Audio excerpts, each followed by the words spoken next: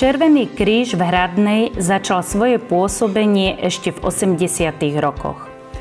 Po generačnej výmene vo vedení prevzal štafetu mladší výbor v roku 1996. Členská základňa tvorila 60 členiek a činnosť spočívala hlavne v pomoci obci a občanov v nej.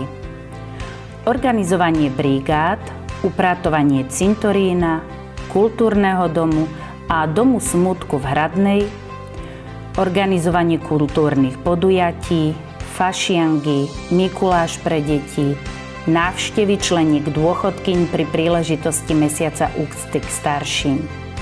Majáles, ktorý patril medzi vydarenú akciu. Spoluorganizovanie športového dňa v Hradnej. Darovanie krvi spolu s transfúznou stanicou v Žiline.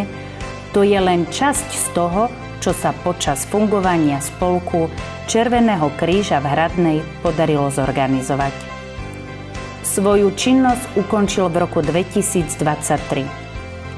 Aktívne členky však aj dnes pomáhajú pri organizovaní podujatí hasičom z Hradnej.